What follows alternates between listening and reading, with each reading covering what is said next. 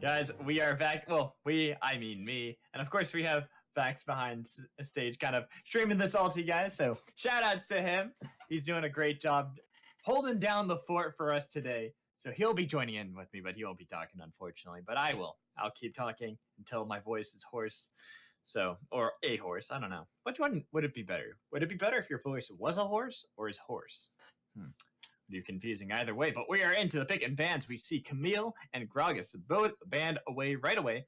Then Aurelian Soul. So key to me that this is going to be much more about comfort as opposed to the meta. While Gragas, sure, it is going to be a meta pick, it's best to get rid of that. And then Thresh as well shows that Synotic is going to be much more about the playmaking support. Trying to get rid of things that can set up really well. And Lulu, just a strong meta pick. Kind of like the Janna. Makes a lot of sense to get rid of that. But because there's no... Wow, that's interesting. We're already out. Hopefully get back in. Whoa, that was very weird. I don't know what happened there. I had a little bit of a glitch or something. I'm not sure what just happened there. That was interesting. Either way, I think we saw Sejuani picked up for like the half second that we had it. So hopefully we'll see everything coming back soon and be able to get that all figured out and what happened there. Maybe it's just people hitting their heads onto keyboards like I warned them not to do. It's not good for the keyboards. Don't want to do that. These are most likely new keyboards, I could imagine. You don't want to break them that soon. So guys, be careful with that. So we get in. We have a weird visual bug. I don't know if that's actually going on stream. It is.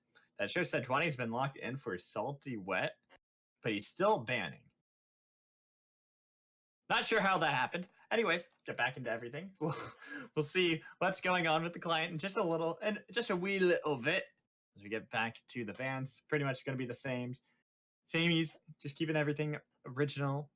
And I wonder if that is going to be Sejuani. No, it looks like it's going to be Jarvan locked in, so it was just a little bit of a visual glitch in the Matrix coming in. Jarvan makes a lot of sense because this is something that's normally banned. He has great initiation potential, and then you pair that up with something like a Galio or even a Shen. It's great delivery service, as well as try to pick up an Orianna, maybe Shockwave. I mean, his name is Shockwave. You wouldn't want him to have his hands onto that. The brand gets locked in. I think it's going to be for Headlock. I do recall that we had a brand mid played earlier today, as Zillion is going to lock in Sejuani, try to make a playmaking jungle, the tank initiation style. Sejuani is really prevalent in the current meta for the ability to be able to go for these hard aggressions, as well as stay safe with the initiation. But I like the adaptation coming in from Maroon. I believe, yes, they are Maroon, and then we have Gold on the red side, just so everyone knows. But the Tristana and Morgana, great counter to Sejuani, because if he's able to put down the black shield onto Tristana, keep her safe. Going to make it so that he's allowed to play a lot more aggressive. This is where it's going to be a little bit tricky. Ashe being locked in for Danae is going to make it so that there's a lot of CC coming in. These black shields are going to have to be on point. But we're also going to have to see if Brand is able to burn through it quick enough to make it so that there's nothing that can come out of the black shield in the end. Really curious to see how everything's going to go as we get into the second part of bans, with Mundo being one of the first bans in the second rotation, showing a little bit that obviously these teams know each other very well and what they're comfortable on, not wanting to allow Salty Wet to have something that can be so key in the top lane. And something we haven't seen a lot is Mundo, and he is a very strong laner, really able to put on a lot of pressure while staying relatively safe himself. Despite having a lot of losing matchups, he really is able to put on that aggression that you need out of him. Syndra going to be the next ban, trying to make it so that Shockwave's going to be able to have a little bit more of an advantageous mid lane. I would be very surprised if we don't see a top lane pick coming in from Gold Team, as they have banned a second one right now with Darius really putting the pressure on to Salty Wet, not wanting to be on anything comfortable. And this is where Kennen gets banned, showing that this is going to be a lot of a top-centric map, needing to make sure that they get him ahead. But the support hasn't been picked up as well. This is something that Titan Pupil needs to keep his eye out on what he wants to be able to pick up for himself, because when Morgana's already shown, you know how that's going to go. But Echo gets locked in for Headlock. It's going to be very interesting to see. So let's see that. Yeah, so yeah, they've really been trying to aim at Reed's champion pool a lot, trying to make it so that it's really difficult for him. But I like the Echo pick. And then we have Maokai picked up for Salty Wet, not really a carry top laner.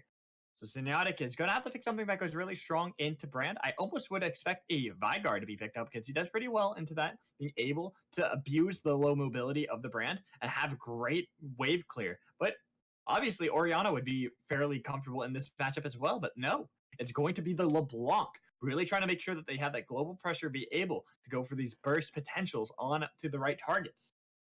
So with the last pickup going to be this support, unless that is a Brand support, which is 100% possible. They could go for that. We haven't seen it in quite some time.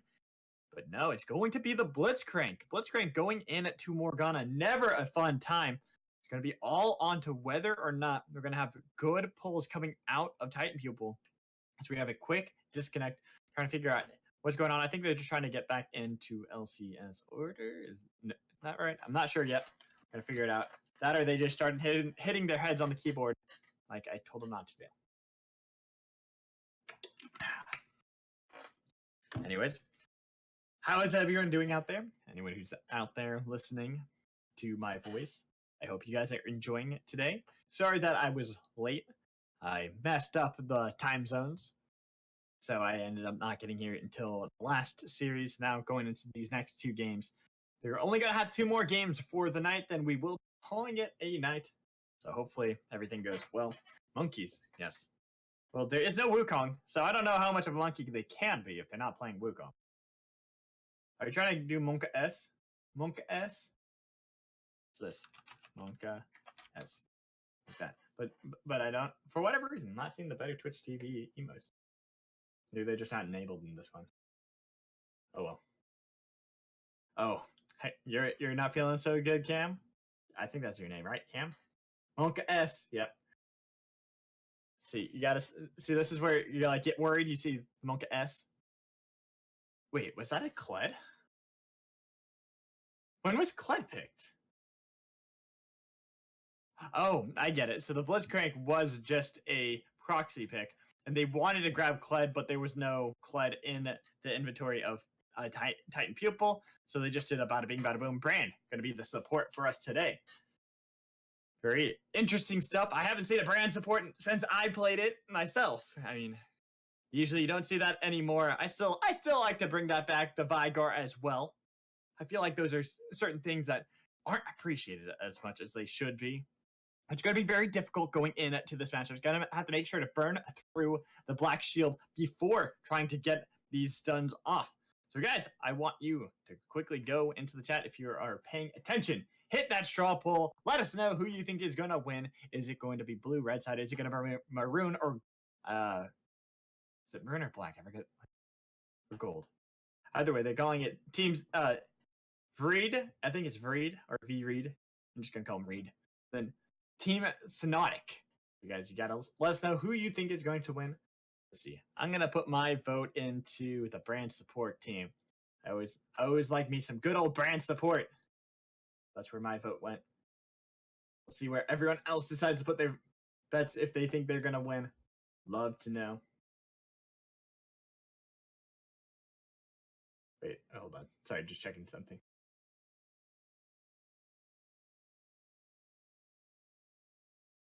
Oh, yeah. Oh, sorry. Blackwater just messaged me asking if I mind doing solo casts. And I actually am 100% okay with solo casting. I've done it thousands upon thousands of times. Okay, not that many. But I've done it a lot. I really enjoy doing a lot of solo casting. Even though it's a lot of talking, I'm kind of used to it. I've been doing this casting now for about a year and 2 months. So I've really been enjoying it. Sometimes it's easier because I can control my own flow, but it's better to practice with someone because you're always going to be with someone when you're trying to get to the professional stage. To be able to try to work with someone and have a good flow with them is where it's going to be key. Unfortunately, Sin is in the UK, so it's really late for him, which is completely understandable. I think it's about 1 o'clock right now. For him, it's only 5:13 for me, so it's really early still in the day. I got a lot of time. I worked this morning, and I got to go to Universal Haunted tour. I don't know. Whatever it is. Got to go to that tomorrow night. So I'm doing great. So I get to cast some lovely League of Legends games. So I'm not too used to everyone yet on how they play. I'm hoping that over the course of the next couple weeks, I'm going to be able to pick up on everyone's tendencies, how they tend to play, who tends to do best into what matchup, etc., etc., so I can really give you the best cast that I possibly can. But now I'm going to talk a little bit about the matchups just before we get into the game. Since I'm a play-by-play caster, I'm not the best at dissecting things, but I can do a pretty decent job. Kled into Maokai. Kled is great into tanks. We were talking about this in the last game that we saw Kled, where he was picked and then Shen was picked into him, which isn't a great matchup for Shen because Kled's going to be able to abuse him significantly. This is going to be the same in this matchup. So we're going to have to see if Promethean Faker is going to be able to do any sort of benefits for Maokai. Make it so that he's not put too much in a hole by Vreid. And that's where it's going to be hard because if Zilean plays this one smart as well, he's going to take that advantage with Kled, bringing a lot of pressure from Promethean up there and try to see if he can get something in the mid lane for Headlock, even in the bot lane for Danae and Titan Pupil. So it's going to be a lot on a Shockwave to make sure that he's not losing this matchup into Echo, as well as for that name, it's Purya! And Synotic, to make it so that they're going to be really even and not falling behind. They don't want to get picked off. They want to try to see if they can create their own lead, their own pressure that's going to force a lot of Zilean to go there and not help out Vreid and not actually do too much to help out the team. I say if they pick it, they have to play it. I will say it's not necessarily the worst thing. The reason you don't always do that is because not everyone has the money to be able to afford every champion. And I understand where some players don't really want to get everyone. There's either money or just not enough time to get the IP to farm to be able to buy everyone. I mean, for myself, I've been playing the game for years. So it's more I have everyone myself. So I understand why not all players have it. And there's only like, what, 130 champions right now? When you're master or better. Yes, by the way, I am kind of reading the chat right now. Just until we get into the game, I talked about everything a little bit on how far I think they can go. It's going to be, I think, a lot more in the favor of Varun, of Synotic, just based off their team comp alone. But it really is going to depend on how much Vreid can pick up the pressure in that top lane, and if Zilean can play well around it. So that's where we're going to have to keep our eyes on. Keep the pressure going if they want to be able to get these leads. So now we're about to load up on to the Rift for this game. Going to be Synotic's team on the blue side with Vreid on the red. So guys, let us know. Remember, there is the straw poll going on to let us know who, as well as everyone buying their items, making it out to lane. This is so exciting to see. No talisman, no Nomad's ring in the bot lane. It is 2 Spell Thieves Edge. They're trying to see if they can get gold by poking down their opponents, and that is exciting to see, as well as this giant push coming in. Blue side trying to see what they can get marooned. They want to be able to sneak in and get a cheeky pick. Be surprised if we didn't see a Q start coming in from Synotic. Being able to land it on to Brand here will be the key, or even getting the flash. But a great sidestep coming in from Titan Pupil is going to make him get away from that Pillar of Flame. Not going to connect onto anyone, so nobody getting that cheeky gold lead just yet. Now, with that coming in, we see Zilean. He's able to put a ward on the blue buffs and be able to know the pathing coming in from Promethean Faker. There's a ward placed right where Titan Pupil is. Here comes the Dark Binding. They're going to try to see if they can lock up any more. The burst coming in, the first blood for Shockwave. They were able to make the repeat into the jungle. Titan Pupil, the moment he got locked down, he knew his fate was sealed. With this gold and who they gave it over to is going to be instrumental on if Maroon is going to be able to take this game, giving that first gold over to Shockwave, the LeBlanc, who wants to make sure that she's able to snowball and get into other lanes to be able to apply that pressure and that lead there. And make it really hard for Headlock to do the same himself. He's got to play out of his mind if he wants to be able to keep some sort of lead, some sort of significance over a LeBlanc melee into range. Not just that, it's a LeBlanc of all things. She's gonna have great wave clear and great damage coming in if Shockwave is able to time that right, as well as having 2 teleports. Gonna be a lot of cross map plays coming in. Promethean Faker, he's looking for an early gank onto Headlock. He's able to land this flag and drag. There it is, connecting onto Headlock, getting a lot of damage from the red buff. Gonna be able to lock him down, but not gonna be able to finish off the kill. Most likely gonna force Echo under the tower. Gotta be fearful of Shockwave, who has just hit level 2 while he himself just hit it. Trying to see if he can get a little bit of that momentum mitigated and not fall behind LeBlanc too much.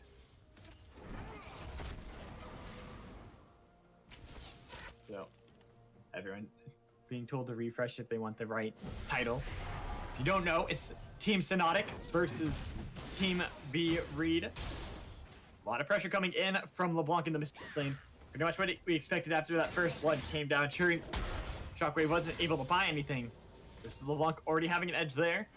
The moment he's able to back, gonna have even more gold advantage, gold pressure. Try to get a kill on Headlock soon. If he's not careful, Zillion could get a flash out of him, but he's gonna be able to distortion back. Stay safe. That's the one thing about LeBlanc. Why not many people like to play against her is because she is so slippery.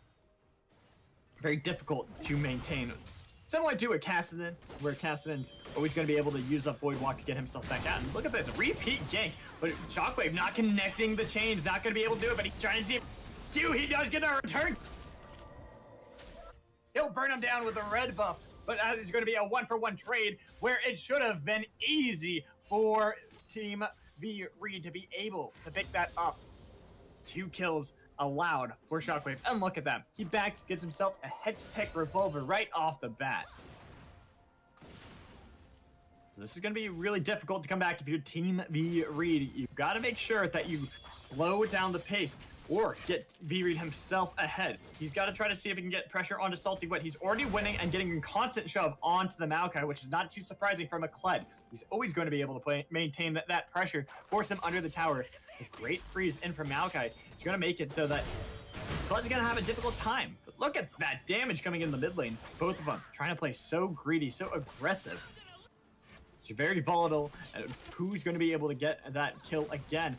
And if Headlock's able to get a good trade, he actually might be able to turn it around onto Shockwave and get an upset kill, which would delay and stop that pressure that was previously developed by Shockwave from that early 2 kills that he was able to get. Here we go, the chains landing, and that's what we were talking about. The pressure coming in with that Hex Tech Revolver as well, able to burn down Headlock. He's not able to do much, even with that Darksteel pickup himself. He's gonna have a very difficult time in this lane. And honestly, he's got to play very cautiously, because with 3 kills on LeBlanc this early into the game, once he's able to get that Hex Tech Gunblade, it's just gonna make it all too easy to chase down Headlock, even if he has his ult.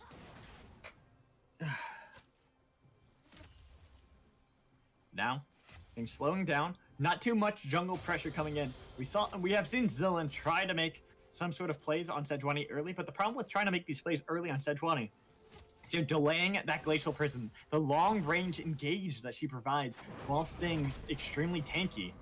You want to make sure that you're able to get up onto that, because there's a lot of slipperiness coming in. There's Shockwave with the distortions. Purya is going to be able to jump out of there with the rocket jumps. Even Promethean Faker is going to be pretty slippery. He's going to be able to get out of there simply with a flag and drag if you buffer that properly. The only one who might be in a little bit of danger is going to be either Salty Wet or Synotic, but Synotic, if he's able to use a good Black Shield, going to keep safe, not have to worry about the aggression coming out too much. This is what we're talking about for Kled against a Maokai. Maokai has flash, he's got to be careful. He's trying to see if he can bait it out. Bear Trap on the rope is finally going down. If they're able to get the flash out, that's going to be a win. They're not going to be able to get the kill or the flash. Bot lane, there's a lot of pressure. Here comes the Ignite. They try to rocket jump on to Titan Pupil. He's barely able to hold on to his life. So getting the summoners on someone as immobile as a Brand, and then landing a Dark Binding on to Ashe. Almost expected to see Purya go for the aggression, try to get Danae down. But look who's behind. It's Promethean Faker. They might be able to get that. That's the Dark Binding, and they don't even need him. They just go for the knock up the flag and drag on. They will trade 1 for 1. Wait, no, it's gonna be 2 for 2. And look at that. This might be more if Synotic's gonna fall. Salty Wet trying to see if he can delay it, but here comes Shockwave to back them off. Headlock was able to go for the turnaround on the end, but Vreid, being the one to tank the tower, gave 2 free kills to Ash, making it so that trade that should have been a 2-for-1 ended up being a 2-for-2. Whew. Crazy game already. We're seeing a lot of silly mistakes coming in from both sides. Hopefully we're going to see the two teams able to play a little bit safer as time progresses, especially with LeBlanc being this far ahead. We don't want to see a case of LeBlanc syndrome where she gets so far ahead and then keeps going for aggressive dives and gets nothing out of it. Needs to maintain this pressure over Headlock, not fall behind. Parallel convergence, not connecting, not getting the stun onto Shockwave, but a lot of damage coming in from that ultimate, using the replicate, the mimic, to be able to get some sort of pressure onto Headlock. Constantly chipping away at the health bar, trying to see if he can get the Chrono Shift out of Echo would be key for this LeBlanc. Now, we have level 6 coming in for Zillan. I would like to see him try to go for a gank, so at least bot lane.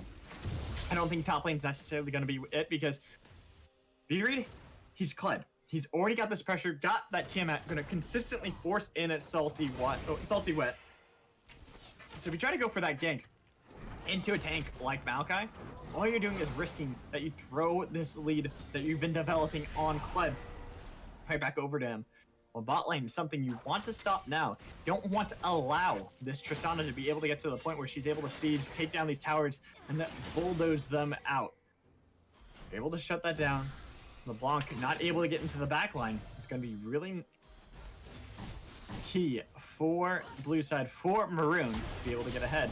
We might see a little bit of aggression in the mid lane with Promethean Faker finding Zillan. Permafrost going to get him over the wall.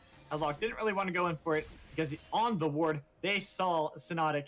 Gotta be careful though. I do not believe they have the dash. The phase dash to be able to get there. Here's the flag and drag. Is that going to be comboed in? Here comes the charge. They're trying to finding onto one member. Here comes the arrow onto Morgana. Promethean, he falls down to Kled. Trying to see if they can get more onto Shockwave. He is able to distortion out of here. Here's the Nature's Growth to get the roots.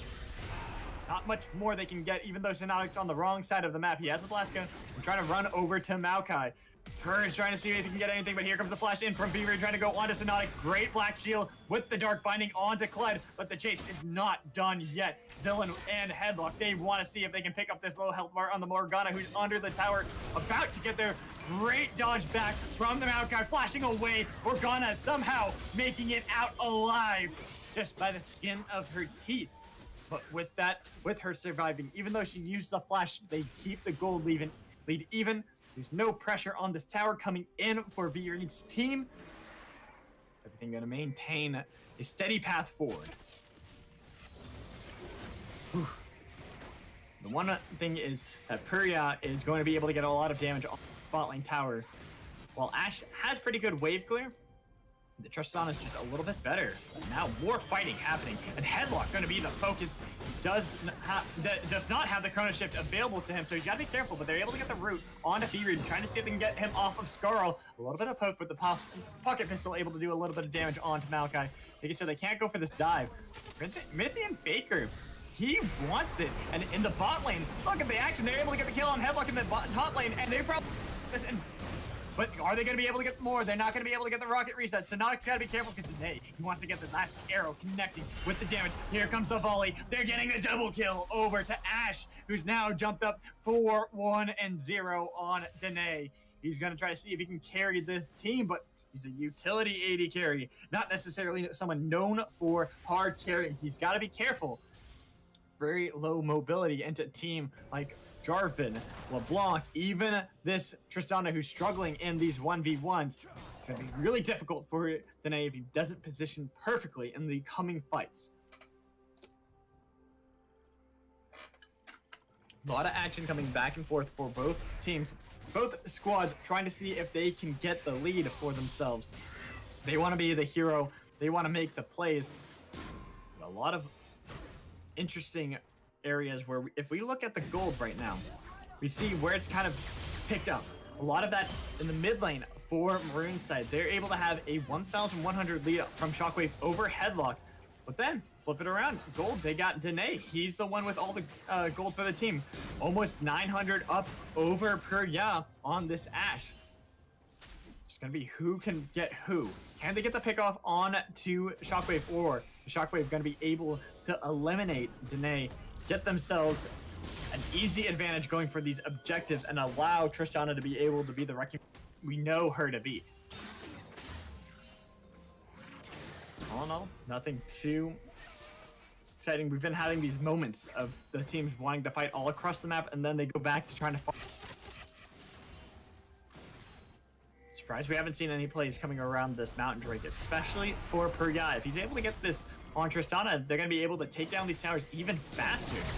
But now Shockwave, got to be careful. 2 members from red side trying to see if they can jump on to LeBlanc, but sadly, LeBlanc is very, very slippery, very dodge oriented. Even though the dodge mechanic was taken out ages ago, seems that LeBlanc still implements those herself. I'm very curious. We look at this game, very low CS count for almost everyone. Perya being the only one really maintaining an amazing CS, but we've seen so much map presence, so much mobility coming in from Shockwave and Headlock. They've been stifling themselves when it comes to getting this gold. They're not getting the leads that they really should be trying to when it comes to getting these items. Great sidestep from Synotic, but he's being jumped on and bursted down. That explosive charge might be able to get the kill on a Titan. It does. Perya behind on it to Danae. He flashes away, dodging away from the Cataclysm, but it's not going to be in time because the shot there coming around on it.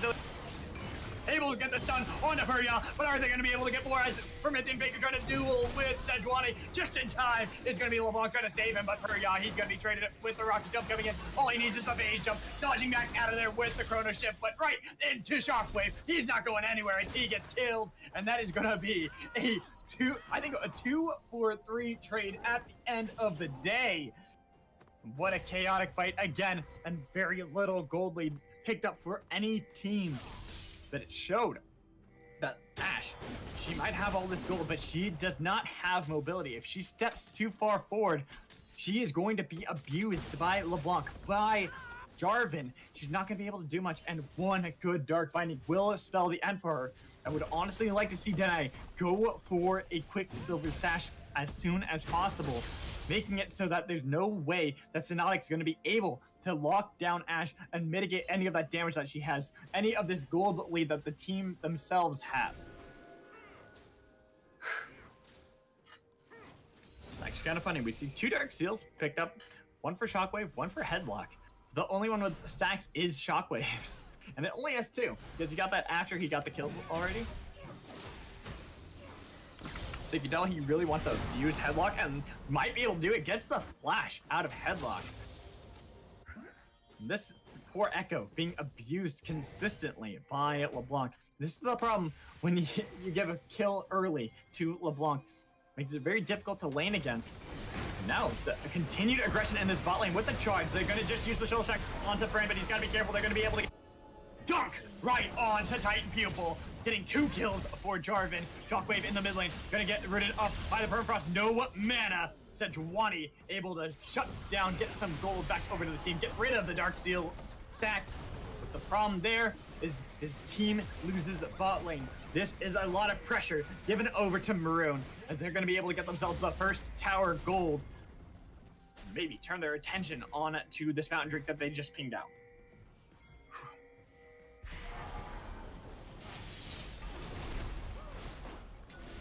With the pings coming in from Maroon, we see on the other side, Team Gold or Black, I forget which one it is. I'll have to check later. We see them try to make the play onto the Rift Herald.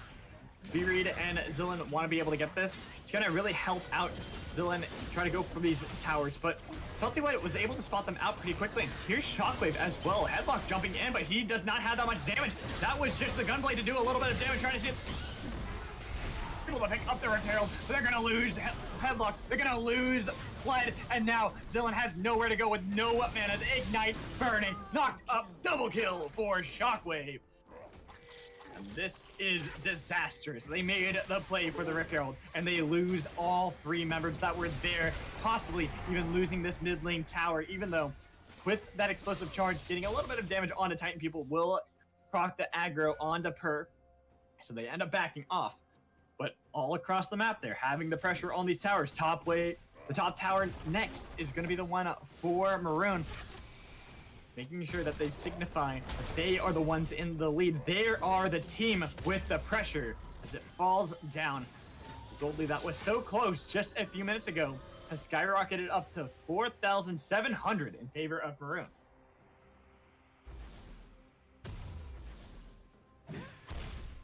Mid lane tower didn't fall. This is actually something that we will have to keep our eyes on, because without that falling, it means that there isn't going to be that potential for that deep invade coming in from the Maroon side. They're not going to be able to put as much deep vision that they would honestly like. And with this advantage, they need to start getting control. They need to start making sure that they slowly choke the life out of Team Black, I think, Vreid's team. I always forget which one's which. I need to make sure to stay more on top of that. But you need to make sure that you're having your opponents have a difficult time leaving their base. Because if they do, something like this can happen, where Shockwave jumps onto Deny and blows him up. You always want to make sure that your opponent can't see anything. And the moment they try to go for any sort of vision themselves, you abuse them, you punish them. Great play coming in from Maroon there, and an overstep from Danae. His positioning needs to be a little bit better, but here comes the charge.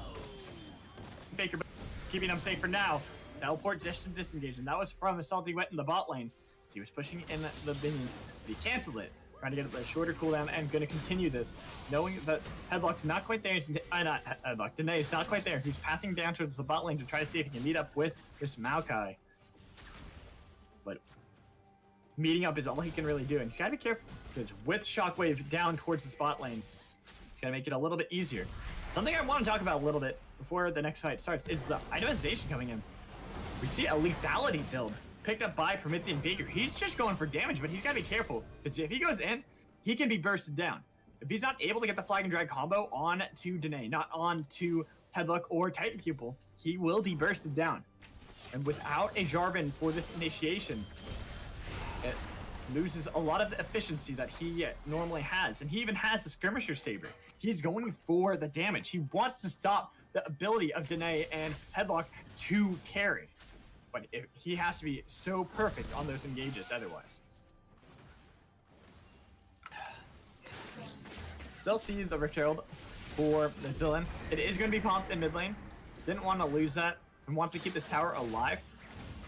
Not necessarily the best call, because if they get picked off, there will be a lot of damage going on to them, and most likely this tower that is so low. With all the members from Maroon here, this Rift Herald's never even going to be able to touch the tower. Not even a sliver of damage dealt. Now Vreid, he's in the bot lane trying to see if he can push up this minion wave, trying to get to the tower, because Clyde is actually really good at taking these towers, but you know who's better? Tristana. And that is why we see this tier 1 in the mid lane bursted down.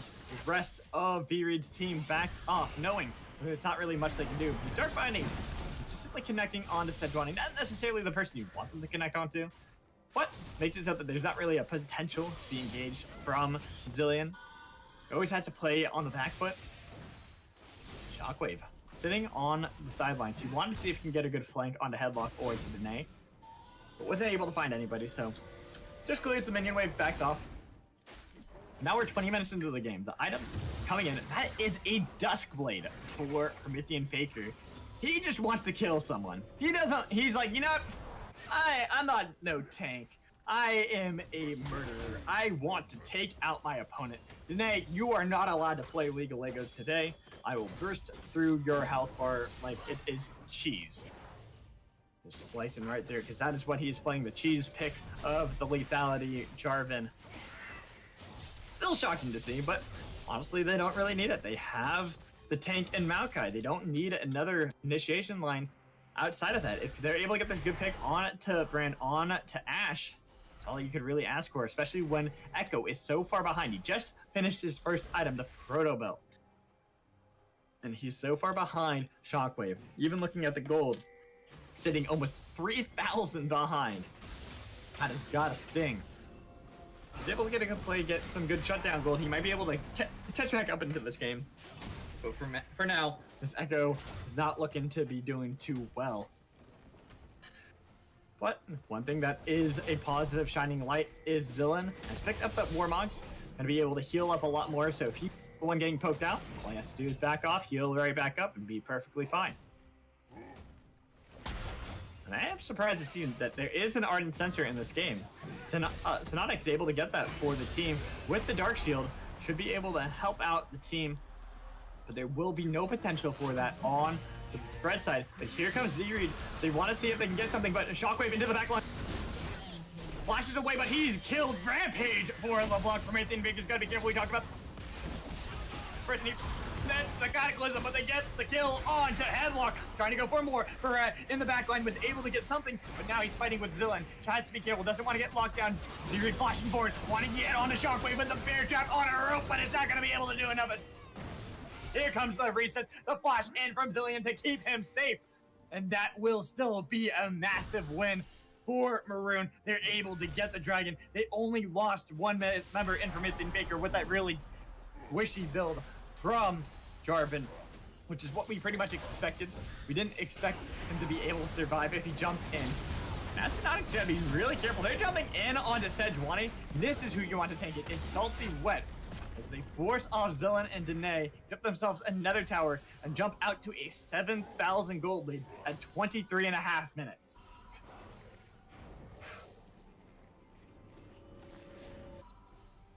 So honestly, I don't see much that can really be done by Vreid's team.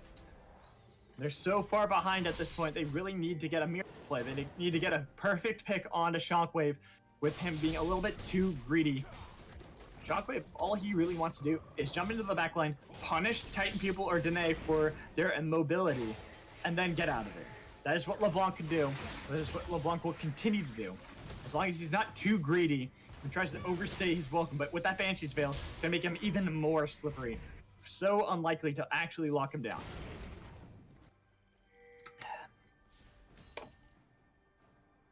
Now we see a little bit of tankiness coming in from Promethean Baker. After getting that Desk Blade and the Warrior enchant with the Skirmisher Saber, he's decided to get some Merc Treads, has himself a Cloth Armor. Maybe he just like, you know what, I didn't survive as long as I wanted that fight. I think I do need a little bit of resistances. Giving over a kill over to Headlock, not going to be necessarily the best thing in the world. You don't want this Echo to be able to come back into the game. You shut him down thus far. You need to make sure that he stays there. Synotic, gotta be careful. Almost got jumped on, but the Black Shield makes it so that he can avoid that Permafrost if it were to stack up. Ebola wasn't really in time for Zillan. Here comes the pressure onto Headlock. Forced to use the Chrono Shift. Here comes the charge. Not going to be able to... But the Dark Binding barely missing. Had that gotten on to Titan People, who was a pixel away, could have bet that he was going to fall, as the rest of the team would have jumped on him so easily. But Salty Wet was never a part of the fight. He doesn't have the teleport available. Well, Vreid he does. So he's able to go into this bot lane, trying to do something. Oh, Shockwave. Punishing Headlock for not having the Chrono Shift, having just used that prior to survive the engage. With him forced out, he does have the teleport, so he can rejoin the fray if he needs to. But the rest of his team is being zoned out. They're not able to get onto this, and it seems like it's just a bait coming in from Maroon. Finally, they started up using the Jarvan and the Ardent Sensor to try to see if they can buff it up a little bit for Per to be able to burn through this. The Shockwave doing a great job of zoning, using that distortion as a way to try to disengage, but here comes Zillan trying to go mode. Oh no, he... Titan People burning him, unstoppable for Shockwave. The rest of the members of the rest side, they gotta get out of here, but they gotta be careful. Here comes the arrow connecting onto one Promethean Baker, way too low for her as well. They back off, Baron in tow, getting the kill on the Titan People. They're gonna be able to recall, buy some items, push, and try to end.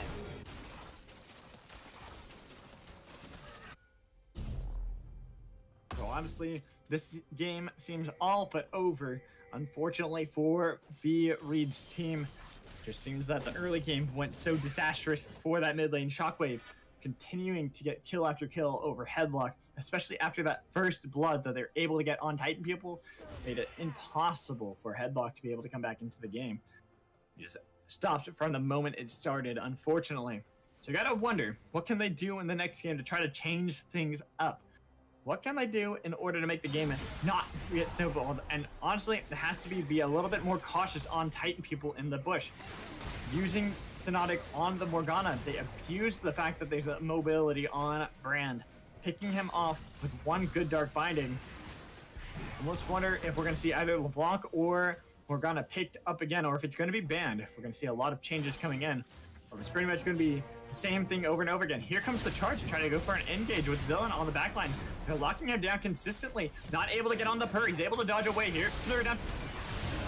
Fun got the Dark Shield. They're able to burn down through Danae, trying to get down. They got a double kill over. They're going to be able to get more as Zillion has to flash away. Only member surviving through that all until the ace comes in. And that is going to be Maroon taking it. They didn't even have Maokai in the fight. He was busy top lane pushing with the Baron buff minions. And he's looking to crack open the base. All the game isn't going to end just yet. It sure as hell feels over. There's nothing that the red team can do. Vreid's team has to go home packing pretty much, and there is still a potential for Maroon to end, but honestly feels like they'd be a little bit overambitious. Instead, they're just going to be able to take down all the inhibitor towers, take down the base with these low cooldowns on the death timers. The rest of Vreid's team is going to be able to spawn up, chase out the members of the Maroon squad, make it so their base survives for now. But with 3 inhibitors down, 28 minutes into the game, with them being down so much gold, 15,000 gold differentiating the two teams, no true hope can be in for the red squad. I just wonder what they're gonna do in this, if they're just gonna try to fight it out to the bitter end, make it so that they can get an idea of the late game mistakes that can happen for a team, or figure out what they can possibly do to fix it into the next game.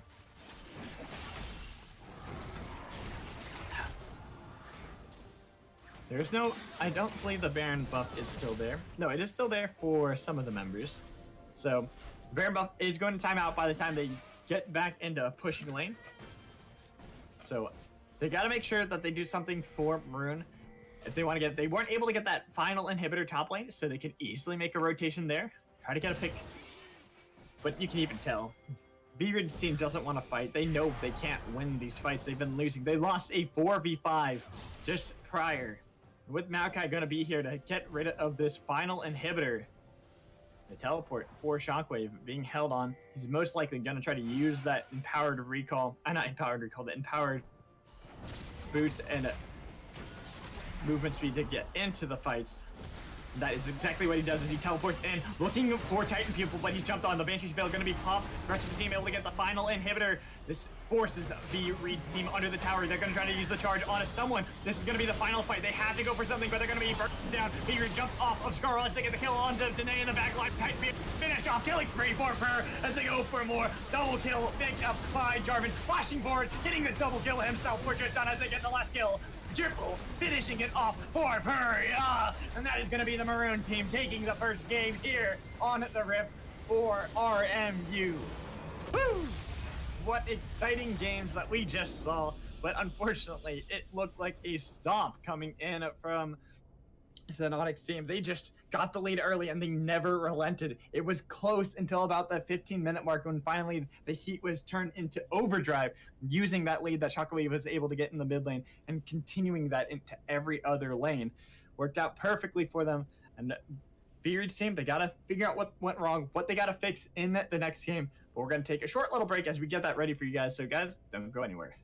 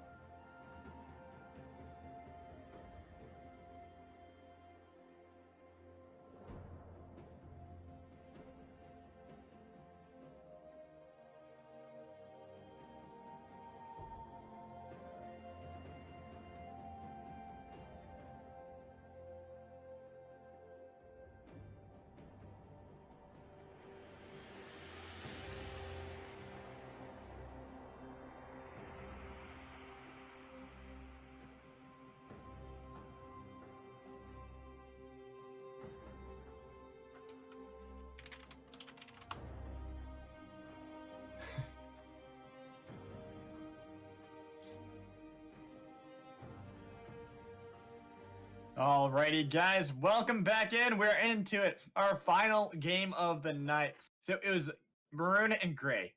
I got the color wrong, but now I got it. So should be able to tell you guys a little bit better. Vreid's team is the great team. Well, looking on the other side, it's Synotic. They are maroon.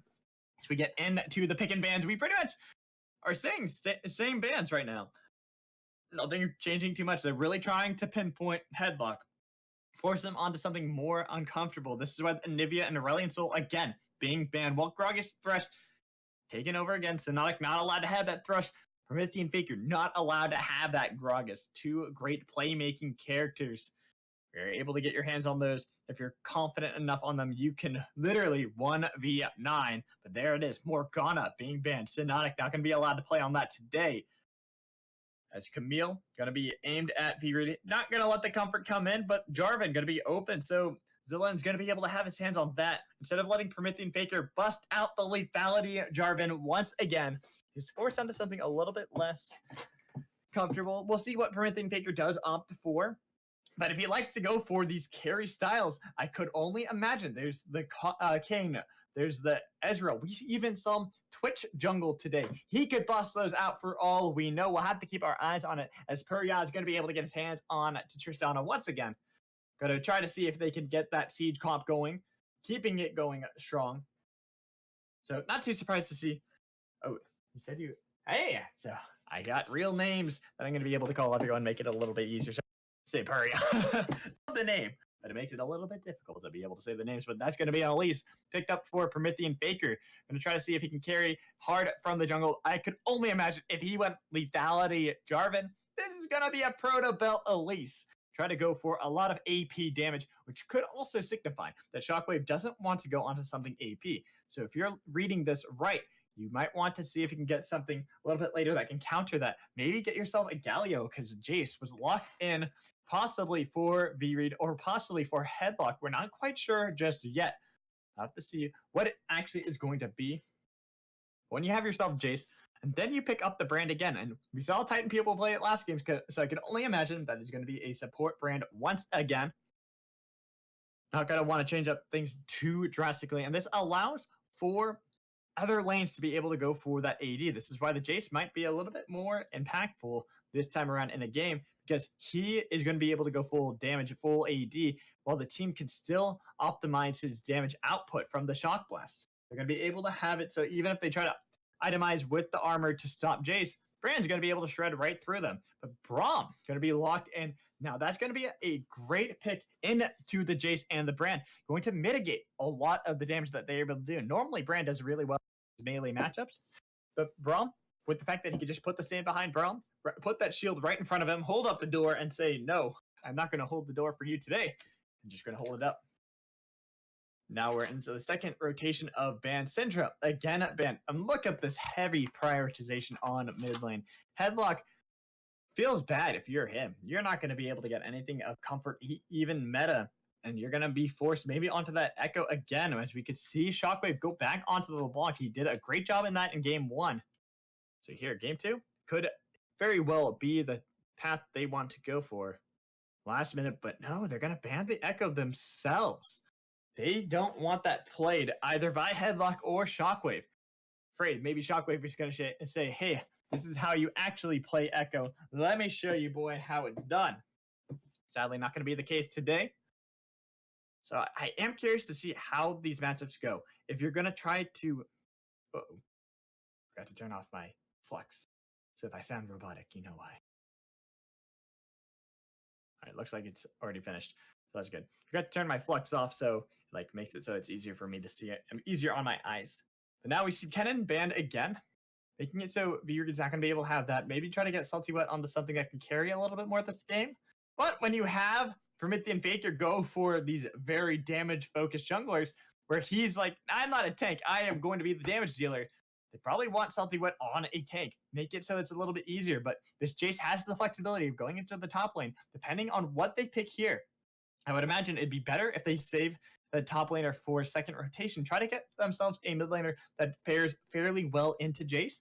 But no, they go for the Cho'Gath, trying to make it so that they're going to have that pressure late game where they can just numb the face of Titan Pupil or on Danae. But on Azaya, going to make it so that there's a little bit of that self-peel and have a little bit easier time trying to avoid Cho'Gath, avoid Self-Duet, who's going to be charging 2 nom nom nom. And so it's interesting looking up the two comps, and I kind of like the Cho'Gath, but I kind of don't. Like I said, it makes it so that Jace can still maintain that flexibility of going top or mid, because Jace does fairly well into Cho'Gath, able to bully him in the laning phase, force him to try to sap up a lot of health. But if this Maokai is picked up, that is going to be a Jace mid, which shows their hand pretty early, and I'm not sure I really like that too much unless they decide to go the full flex and make that a Maokai jungle with the Jarvan top Jace mid, which is a high possibility. I already talked about how they don't need to have the AP.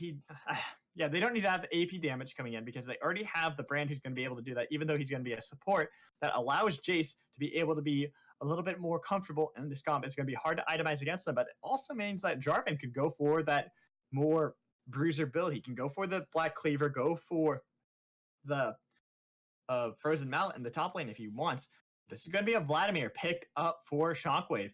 And one thing about Vladimir is he has a little bit of a hard time into Jace, but once he's able to get up to the zap health all the time, it's going to be very hard for Headlock to actually do anything to Shockwave. So it is a bit interesting, these two team comps. Feels like there's a little bit of the meta, but a little bit of that comfort. And look at that. It is looking like it is going to be the Jarvan in the top lane. That it makes a little bit more sense going into the Cho'Gath. Trying to go for that Black Cleaver route, trying to go for a little bit more in the face of Cho'Gath. Well, Maokai would have a really difficult time. But the one problem is Maokai is going to have a really difficult time against Promethean Faker. This Elise going to be amazing at dueling in the jungle. Try to go for these invades. Get a pick on Tzillain right away. And that's where we're going to have to keep attention if Promethean Faker wants to go for invades. Because if Vladimir, if Cho'Gath, or even if Purya is able to get a good push into their wave, they're going to be able to follow up Promethean Faker. But Jace is going to have an easy time pushing into Vladimir early. Xayah plus Brand going to be doing pretty well into Tristana and Braum, even though Tristana has the innate pushing ability. Jarvan going to be going really hard onto Cho'Gath. So if these lanes are pushed up that way, Promethean Faker can't look for these invades. At least he gets collapsed upon by Headlock, by Vreid, or even by Danae and Titan Pupil. It's going to be really risky for them to make these calls. You have to honestly prioritize that really well. They're going to have to make sure that they're constantly talking about when they push and then when they invade, because if they're ever off sync, Promethean Faker is going to be very squishy on this Elise and could get punished heavily by Headlock, by Vreid, by Tzillain. But we saw last game where they were able to get that cheese early game kill on to Titan Pupil. Braum doesn't really have that great potential like a Morgana does with the Dark Binding, but they're going to be able to lock down someone with the Concussive Bliss pretty quickly if they're able to get a cocoon from Promethean Faker, which I highly doubt he's going to go for first. Maybe they're trying to go for another strat with Self-Duet, maybe towards the top side of the map. I'll have to keep our eyes out on exactly what they decide to optimize for. But I like to look at the summoners really quickly before we get into the game. We have 2 exhausts, no ignites in that bot lane. Almost surprised. I would have expected Brand to go for an ignite, try to go for a lot of pressure. But we do have the ignite on Shockwave compared to that of the teleport on Headlock, which shows that Shockwave, he's going to try to go for some early kills. Once he's able to get up to level 4, Vladimir is very scary. He's able to do great in trades, zap up a lot of the health, and it's going to make it so that Headlock, if he ever tries to go for the end, is going to be heavily abused, and all that you need to do is Sanguine pull down for Shockwave to keep himself safe. That great, amazing peel potential he has for himself. But that's his only really means of escape. If he ever uses that too early, Tzillain can punish him. He can be right there, try to go for this gank early, help out Headlock, get a snowball rolling right off the bat. We're not sure how it's going to play out just yet. We'll have to keep our eyes on everything on how it does play out. I'm curious to see how it will go. Right now, sadly, I'm not the best at analyzing everything. I kind of gave all my information right off the bat. But if you guys feel like you know who is going to win, let us know in the chat. There should be a straw poll, I believe, to say who you guys think is going to win based off these team comps. Do you think it's going to be the early snowball coming in from Vreid's team, from Team Gray, or is it going to be the Maroon side over with Synotic? Are they going to be able to hold on, use that early pressure from Promethean Faker to be able to get up in advantage, then use Salty Wet to eliminate anyone that might be ahead from Gray? Let us know. I'm excited to see what is going to play down on the Rift today. Whew. I should have gotten more iced tea before I started. Oopsie, that cap was off. And I just sprayed myself with some tea. So that happened just now. Anyways, guys, this should be a really good game. It is our last one for tonight here from RMU Esports. If you guys like, make sure to hit that follow button. Follow us on Twitter as well. I'm sure you can find that as well. Maybe someone can do me a favor and put the Twitter handle for RMU into the chat. If you already haven't, I'd be very surprised if you haven't, because I'm assuming most of you are from RMU. But if not, you can always follow it anyways. Here we go, guys, getting into the game. And look at that. That is the parade coming down in the top lane. You see Maroon trying to go for the cheese strap once again. I actually am curious. Did they start? No, we haven't seen a pick of an ability just yet from Promethean Faker. I'm gonna keep my eyes on that because very well could be a cocoon start if they're able to get a good pick. Vreid being very smart about this, placing himself in such a way that he's going to be able to spot out anyone trying to come for him really quickly. That's exactly what he does, and he spots it out, backs off instantaneously. No cheese strat today for you, Maroon. Back off home with you. They're not going to stay around, not going to be able to put the ward deep in either. Zillen, with those saplings, doesn't really need to place a ward behind his red buff. All he has to do is toss those a couple times. They'll last for about 45 seconds. Great vision control, at least to make sure that he knows that he'll be safe at his red buff. I want to see what is going to happen now. If Zillen is going to be able to hold on into this jungle. Honestly, Maokai is a decent ganker. He has the Twisted Advance, but it's got a lot slower missile speed than it once did way back when. But still, if he's ever able to connect that on the Puryan doesn't time it perfectly where he knows the root's going to land and then buffers the rocket jump with it, Maokai's just going to follow him all the way to the end of it, be able to get that, then get the Bramble Smash instantaneously off of that. Great leash coming in for Zillen. Going to be able to get that red buff pretty quickly, try to maintain path with Promethean Faker, who started on the blue buff. So not going to be able to go for a cheesy invade. Maybe wants to still try, but with these chickens there, and with the AoE clear that the saplings do provide, it'd be hard pressed to see him actually get anything, except for maybe go for a gank in mid, which is what he is pinging for, even though he has the knowledge that Maokai is right then and there. So nothing gonna actually come from it. Promethean Faker not gonna be able to cocoon. Instead backs off. You gotta be careful. Even though he wants to go for these invades, he has the pressure from Shockwave as well, being able to get a good push even from Salty Wet. With this Cho'Gath into Jarvan, might be able to get the first blood. He has the damage coming in, forces him out, most likely gonna force that teleport in from Vreid as well. And with this, with the Jarvan forced under the tower, this is perfect. At least going for these early invades, trying to see if he can contest this blue buff. Surprised he didn't stick around trying to get the smite steal. Instead, he backed off, thinking that he was going to be collapsed upon, even though Cho'Gath had the pressure, forcing the Jarvan under the tower, where you knew Jarvan was not going to be able to show up. Even Headlock was hard pressed to be able to get out of the lane, because we see how Shockwave's got him shoved up to his tower. Would have been the perfect time to abuse him, but now we see in the top lane, Salty Wet about to get engaged on by Dylan, able to get the Bramble Smash, knocking the Cho'Gath back. Not really anywhere you can run from that red buff slow.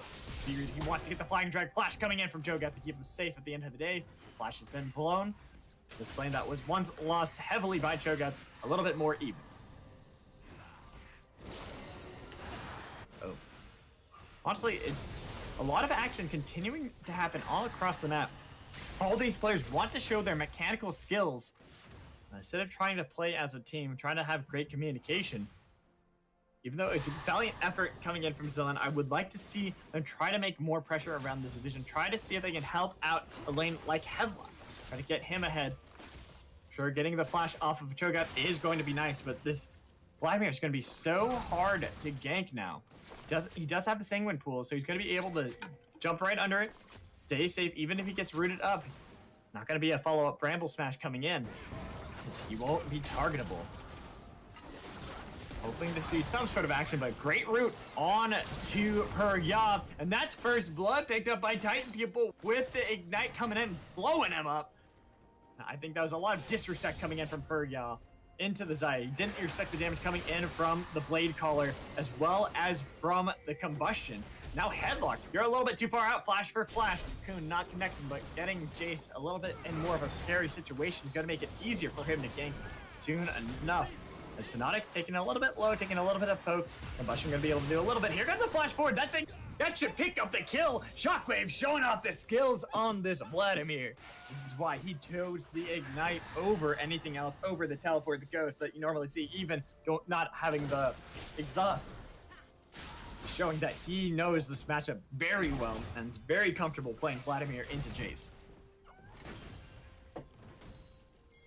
Now with the backs coming in for some of the members, we see that Danae, he wasn't able to get much out of his recall that was forced upon him. Actually, not forced upon him. Perya was the one forced where he only got the call. But still, even with Danae going back, he only got himself 2 long swords and some boots. Not gonna have the most impact here. Actually, you usually want to go back when you're able to get some more like the BF sword, or if you're going for more of the crit, maybe even a Zeal, but you want the Zeal backed up by some damage, so feels a little bit odd from Danae to go back. Maybe feeling that Perya is going to be able to get a little pull. Wanted to stay matching up to stay ahead. But all in all, it's still advantages going over to Maroon, even though the goal is really even. A lot of it hasn't been spent just yet. Shockwave got poked out pretty heavily by Headlock, but he should be able to zap a lot of that health back entirely. Should be taken too low. Just keep our eyes on how the aggression kind of comes down now. And I want to keep our eyes on where Zillion's going to be able to make some sort of gank. He's been doing a pretty good job in farming it, but hasn't backed yet. Hasn't gotten any sort of vision for the team. Low on mana. He's going to use the Twisted Advantage with the Bramble Smash. They're going to be able to pick and force Perya to have the rocket jump to safety. I think that's just a little bit of greed coming in from allowing Gray to be able to punish them, even though it was a no mana Maokai. The damage that came in and was followed up by both Titan People and Danae allowed an easy pickup onto the Brum, and the Brum not really having that many tanky stats, just getting a Ruby Crystal with that back means that he's going to be easily bursted down by anyone if he's caught out. Not going to be able to save Perya. These lanes looking very close, similar to last game, but we saw how last game ended up going once the team fight started. It exploded for Maroon. Gray had no chance to get back into it, but that was also off the back of a snowballing LeBlanc that gave Maroon the lead. This time around, there's only the 1 kill onto Shockwave. Not really that much of a snowball, though his CS might indicate otherwise. That's where it could all be down to. The CS lead growing massively for Shockwave, who's doing a phenomenal job in keeping up with that, keeping ahead of his opponent. Danae getting aggressed on, almost got the concussive blows hit onto his head. Might have got himself to the tower, so even if that connected, pretty safe. No one really in too much of a danger of this game. Vision, not really that much of a indicator. We're only 8 minutes into it. Shouldn't expect too much. As some of the backs have been coming in. Vreid, he went with the Tiamat. He wants to be able to shove out this Cho'Gath. Cho'Gath early game can shove in so many people unless he's aggressed on consistently. So this is why Vreid wants to be able to get a lot of the CS, consistently shove the wave, but now Promethean Faker, he's in the area. Wanted to see if he can get a pick onto Danae or Titan People who both don't have 6. There's no Featherstorm that could keep Zaya safe. The only thing they would have had to do is flash and heal. But it seemed that Promethean Faker wasn't confident in a dive just yet, so he backed off. Again, going for the Skirmisher Saber. Interesting build. More of a solo queue style. Not really trying to gain control of the vision, which is why we see the map looking so dark for both teams. The items still not really indicating too much. No one really being able to get some backs. A lot of people sitting on a decent chunk of gold. There's a possibility of a dive with Shockwave here in the bot lane. They have Promethean Faker. They've cornered in Danae and Titan People, but Featherstorm's available. The ward spotting out Synotic, but I don't know if they know that Promethean Faker's here. But look at this. They're making the call. They want to go for the 5. from Vreid, trying to see what they can get. He's just going to be there for the disengage. All members are here. They're looking to have a good old dance. The sapling able to get a little bit of that true damage down, the health percentage, but here comes Vreid. They're able to go right. Beautiful, trying to see if they can get any more. Great fissure to block him up, but the Cataclysm. Donkey Giant can't get anything in more. They're trying to heal back. Look at that from Shockwave. It's so much health as they pick off the kill onto Jarvan. Next one gonna be Maokai as he falls to Shockwave. And my God, that was a huge Hemo Plague to give so much health back to Shockwave. Propel coming in, trying to keep Reeky and Faker alive. The exhaust is used. Featherstorm trying to see if he can pick up the kill just in time. No, it's not gonna be there. Here comes the concussive blow with the charge for Puria to get himself his second kill of the game. And somehow Maroon pulling out this horrible looking start to a fight and make it so that they only lose one member in Cho'Gath and able to get 3 kills themselves. What a fight that just happened. And all of it can really boil down to not picking up the kills. Shockwave didn't die before he got the heal back from the Hemo Plague, which gave him that massive chunk of his health bar back. Also, Synotic, beautiful glacial fissure to knock up everyone as they jumped in. The moment Headlock wanted to go in for it. Same with Zilean. They got knocked up. Whoopsie. They got knocked up and weren't able to actually initiate properly. And that allowed Puria to stay on the backlines. It allowed Promethean Faker to not get bursted down either. And then allowed Shockwave to wait a little bit of a half tick to get all that health back. He went down to almost 100 health and zapped all the way back up to full from that beautiful 5-man Hemo Plague. And then the rest of the team was able to clean up from there. Only problem from that fight is no tower taken just yet by Maroon. They weren't able to actually kill the towers just yet. Made it a little bit difficult for them to try to gain a true advantage.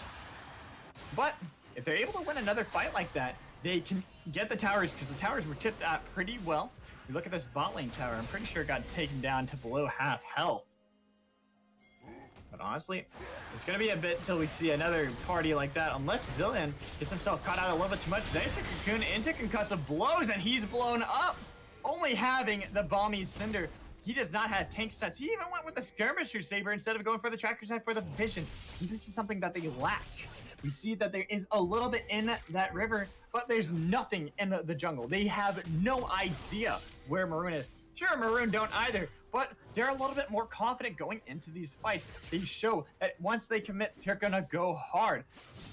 Headlock was never able to make the full rotation to go save his Maokai. Instead, only able to shovel out one shock blast, do a little bit of damage, but not enough. As that Infernal has been picked up by Maroon. Now Salty Wet might be able to get a kill onto Vreid. He's trying to go for it to consume the feast, not in time. The shield gonna be able to get him. Salty Wet knocked back, trying to get a little bit of true damage onto Headlock, but Headlock might be able to get a kill onto this Jurassic dinosaur. One more shot, that is it. Headlock picking himself up the kill. Salty Wet having not necessarily the best performance this time around. All in all, dragged a lot of pressure up there, and it's allowing this pressure in mid lane as they try to see if they can burst down Zilean, who's finished that Cinder Hulk. So he is a little bit tankier, but still not necessarily the best because he has no other tank items, no other health to really back up the healing that he needs to be able to do on the Maokai. We see consistent pings coming in. The difference between these two teams is Maroon is a very proactive team. They're consistently trying to make these plays. Gray, they're hesitant. They always are forced to react, and this is why this first tower is going to go over solo gold given to Puria. And if they're able to keep this up, the only thing that is going to make them lose the game at this point is a misplay by them. Them going too confidently into a fight and not having the proper knowledge. But that's about it. Because unless Gray can start going as proactive as Maroon is, they're going to continue to slip behind. This is why the gold leads opened up to 2,000 in favor of the Maroon squad.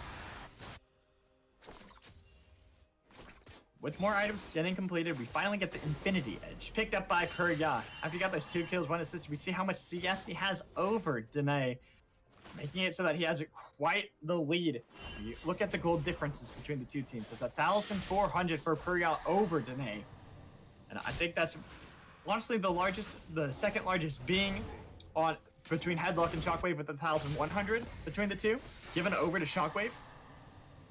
So that's why we see, and sadly for Headlock, because he was forced to go for the Hex Drinker from the burst potential that Shockwave has, it really delayed a lot. And he even went for the Executioner's Calling, trying to make it so that he can cut through a little bit of the healing from Shockwave. Honestly, I don't think that's that bad of an idea after we saw what happened last fight where Shockwave somehow lived with almost a sliver of health, then got all the way back to full. No, you're not allowed to do that anymore. Completely understands that. Now Perya, trying to see if he can get a little bit more aggressive onto Danae. Synotic's in the area. Look at that burst potential. Busker Shot is in range. Sadly, great Feather Storm coming in from Danae, was able to dodge away from that. Shockwave, Perya needed to be able to bait that a little bit better. Try to see if he can get the Feather Storm, then use the Busker Shot, because that's one thing Saya is always going to be able to get out of that. Now Shockwave fighting with Headlock in the mid lane. No mana for Jace. Makes it so that he doesn't want to go too far because he's not going to be able to do as much as he'd like. But honestly, this game is starting to explode like it did last time for Maroon. The moment they're able to get a lead, they're able to expand upon it greatly. Shockwave's going to be fighting with two members in the mid lane. He is able to blood, but it's not going to be enough because Headlock picking up the kill onto Shockwave. You get the shutdown gold, a little bit of pressure, but all the while, Salty Wet in the bot lane, getting a lot of damage onto this tier 2, and then Perga top lane, getting another tower for the team. I'd say that's a great trade. They traded the Vladimir for a potential 2 towers. They back off of one of them. Probably wise, they didn't want to lose too much, but Headlock doesn't have mana, so he doesn't have that great of a potential. He's probably going to get picked off. He used that acceleration gate, and he has to lose his Hex Drinker from that. The burst coming in from Promethean Faker is too much. Going for that damage right now. Here comes the fight onto Vreid. They're trying to see if they can get more. Nami! Here's the Nature's Growth trying to see if it can collapse onto anybody. It's going to be Cho'Gath. Something but's got to be careful because Dylan picks up the kill. Synotic and Promethean Faker are too low. Two of their members, Shockwave and Perya, up in the mid lane. Flash, flash, flash coming in. No kills are going to follow, and all the while, Perya, free time in mid lane to get another tower for the team, continuing to put the pressure. They are the proactive ones, and it's always the reaction coming in from Gray. That is why they are falling behind over and over again. 4,000 difference between the two teams. I do like this, though, coming in from Gray. They say, you know what, you got a tower, we're going to try to get this one. A great teleport to disengage from Salty Wet. A Titan people killed off in the jungle by Shockwave. This is what I was talking about with the vision. You need to get a tracker's knife. Skirmisher Saber is great in solo queue, but that is not great in a match like this, where you're going with teams that are in complete communication with one another. Well, Promethean Faker's probably going to be able to do it because he's going for a damage route. You, as Maokai, are not. You need to make sure that, sure, you're mitigating some of the damage, but you're going in the back line anyways. You're just trying to lock down people. I would have liked to have seen them try to gain that control of the map that way, as opposed to these fights that are going horribly out of their favor. And with Vreid about to get concussive blows, the root here is the cocoon, but it was buffered by the flag and drag. Vreid able to get out of there. Well, this why can't I remember this Rift Herald? There we go. The Rift Herald is going to be the next target for Maroon. They, with the lead, will have control of this. We saw last time around, it was Gray who got it, but they were so far behind, they forced to use that in mid lane and got nothing, not even a sliver of damage. It was never able to get the charge.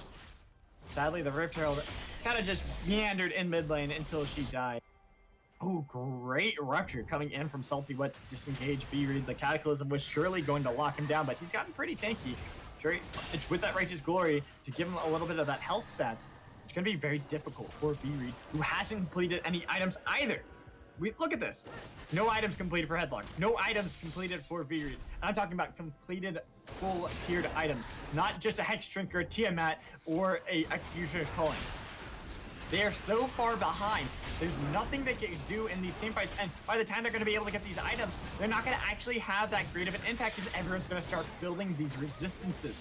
Even look at Promethean Faker sitting on the Runic Echoes, turning that now into a tank build, going for something that's going to be able to stop a lot of the pressure that is picked up by Headlock and Vreid. They lost their momentum in the early game, and that is huge for Jace and Jarvan, especially when the Jarvan's going for more of a bruiser build. He needs to have some sort of pressure in lane.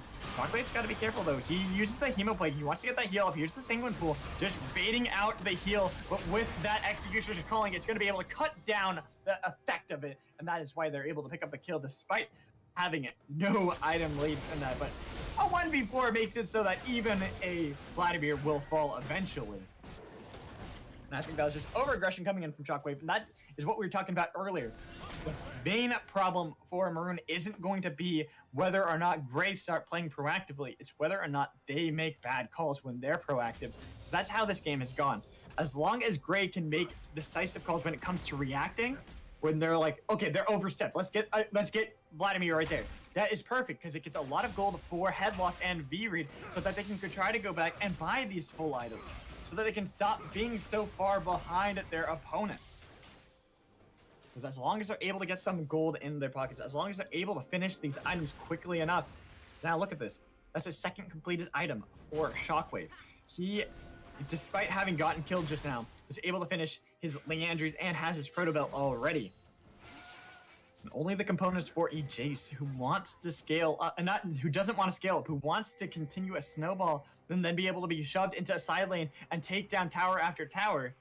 Not boding well for Gray. And look at that, the Rift Herald going to be spawned up in the top side of the map. Get this tier 2. It forces all of Gray to react. This is where it's going to be key, and if they're able to pick off Zillion, who's gotten pretty tanky at this point, it might be pretty big, but Shockwave in the backline getting jumped off.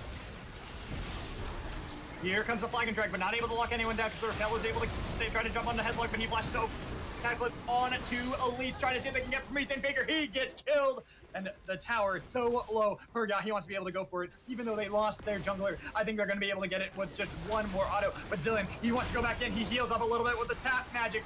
Synotic, he's got to be careful. He was burning down from Brand, but he barely holds on to his life. The tower does not, and that is more gold picked up even because Salty Wet was in the bot lane getting another tower. They lose their jungler, but got 2 towers for that. Maroon consistently with the pressure, with the proactive plays. This is what we were talking about. There was not enough abuse coming in from Gray to say, you don't have your Cho'Gath here. We're going to fight you. The low health bards from so many members of Maroon were not punished.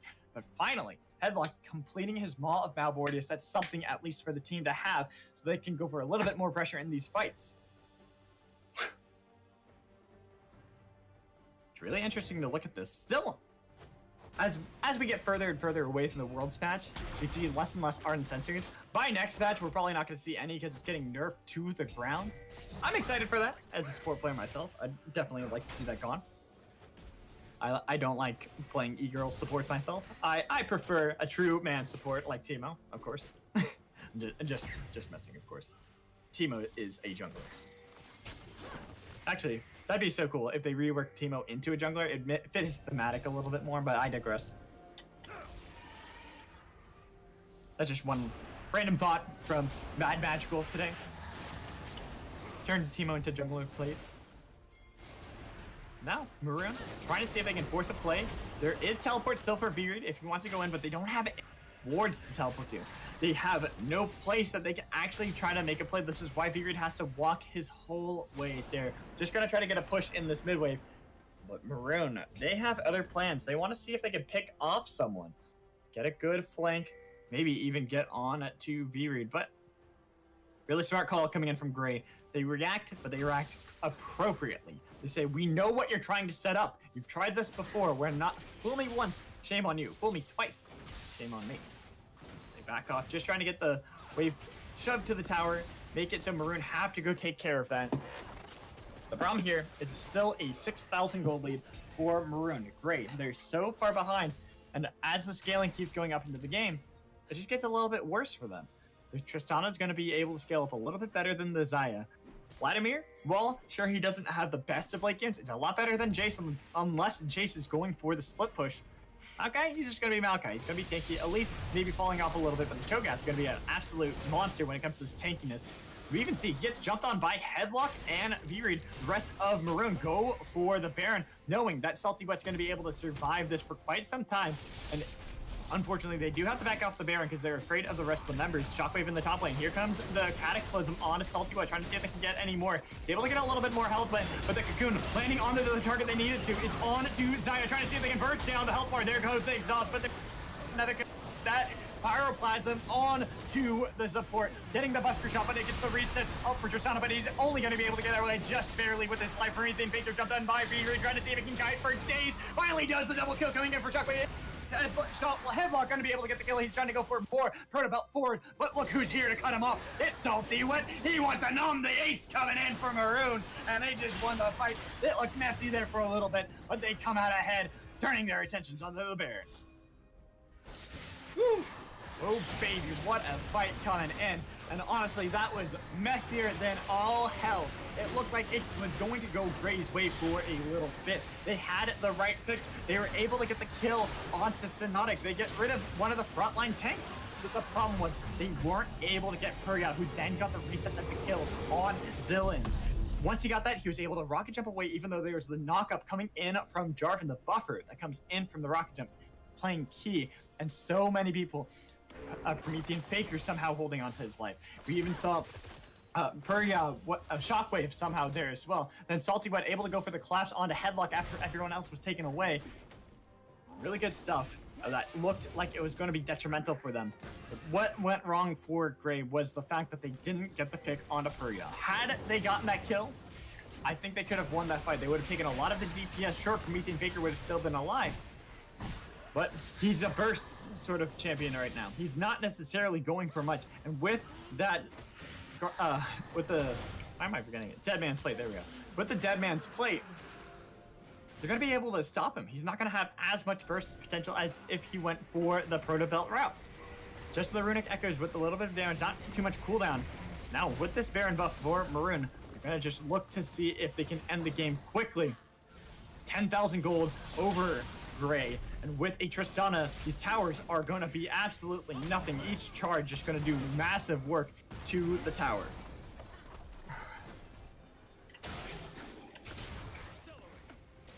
Oh, your ear feels itchy for some reason. Don't know why.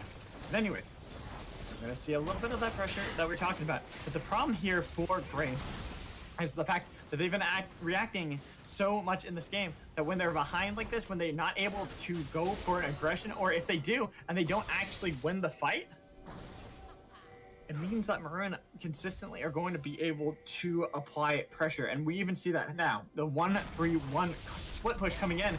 And this is Vreid trying to see if he can make a play. Promethean Faker able to get to the blast gun, trying to see if they can get a little bit more. But that is the righteous glory. Headlock, you got nowhere to go. The Beast's gonna be able to finish him off in his tower, almost finished himself. They're able to get the Rupture on to Vreid, trying to see if they can hit the silence, but with the Nature's Growth, the jump forward from Purya. Look who showed up in the backline is Shockwave, but he was able to escort all those minions in the top side of the map. Gonna be able to finish up another inhibitor tower as they just pick up the mid inhibitor itself. With this Baron buff, with the death timer being 23 seconds from Headlock, I almost wonder if there's gonna be the attempt or the end of the game coming in from Maroon. They're gonna try to see if they can do it. Titan people, you gotta be careful you don't want to step too far for Vreid. First and down. Here comes the Hemoplague onto Danae. Look at the damage coming in, but exhaust on to Shockwave. He healed up massively from the Hemoplague. Trying to see if they can get a little bit more. They finish off one tower. Zillion going to be able to get himself away. They get the root from the concussive blows with the Rupture, with the last Nexus tower falling. This should be the game. Maroon looking to end it. It could be the end with the padding of the KDAs, but they're not going to actually be able to get it as they lose Shockwave. All the while, it's Salty Wet just wailing away on the Nexus. Game over. GG Maroon. What a game, guys. That was exciting here today. I hope you guys enjoyed everything today. I know I did. That was definitely fun. Sorry I was late. I wish I could have been here a little bit sooner. But make sure that you, if you are here, follow the channel. Give us some love here for Robert Morris University. This is the Robert Morris University Esports Division. So, guys, thank you so much for joining in. Quick shout out to Cam behind the cameras. He's the guy operating the stream right now, so guys, give him some love too. He did a fantastic job today. And for all those who came out to play, thank you so much. Congratulations to the winners. Hopefully, we'll be able to come back in next week, see some turning up the tide, see teams be able to launch this week to be able to turn around next week, figure out what they want to do, and be able to win then. For now, I think I'm going to have to call it a night for you guys. Thank you so much. I will talk to you all later.